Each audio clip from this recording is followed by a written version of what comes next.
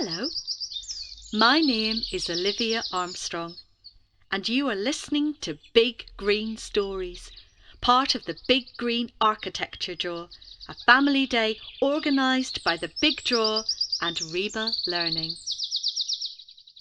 Too much sky. This is a story of the sky.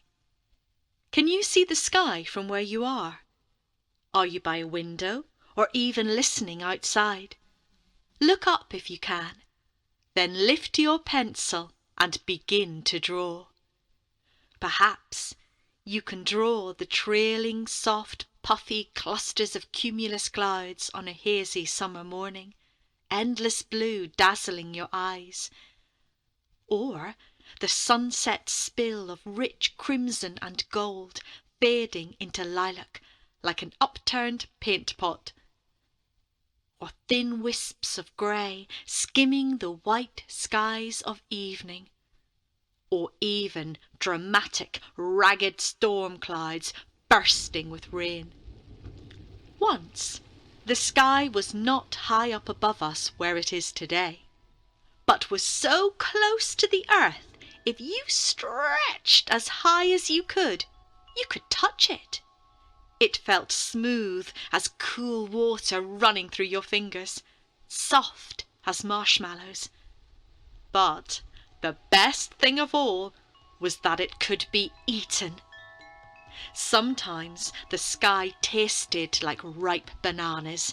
Other times it was hot roasted potatoes or spicy peppery soup. But however it tasted, the sky was always delicious. Because it could be eaten, people did not have to dig, sow, grow, harvest, cook, and tidy up after the cooking. Instead, whenever they were hungry, they just reached up and broke off a piece of the sky to eat. But there were some who were not grateful for the gift of sky. They grabbed great greedy handfuls and didn't share. They broke off more than they needed. After all, the sky was so big, there would always be enough. Who cared about a little wasted sky?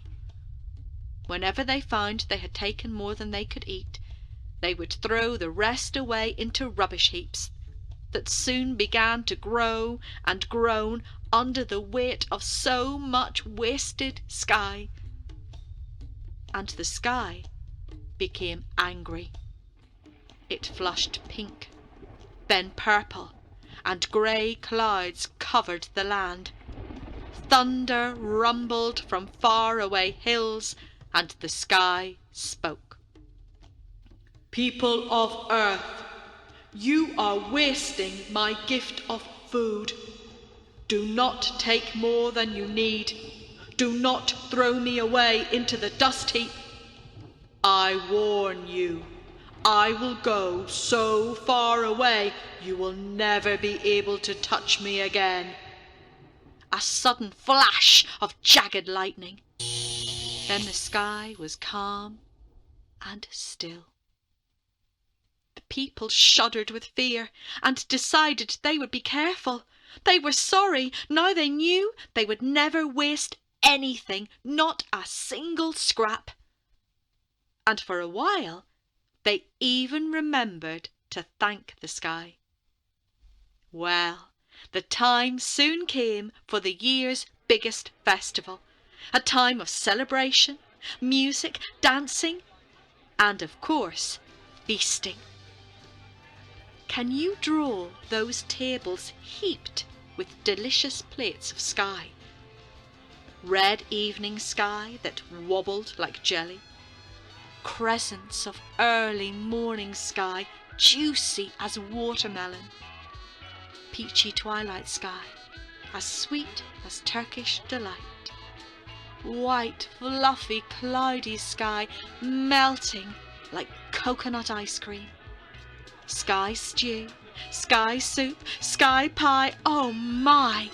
There had never been such a feast. Most took what they needed, a little at a time. they remembered the sky's warning. But there was one man who heaped his plate high until it overflowed. As he watched the others sing and dance, he carried on eating until he could not eat any more, and then he glanced up. Oh, the sky was such a rich, deep, dark blue, a pale yellow half-moon sailing across. What would that flavour be?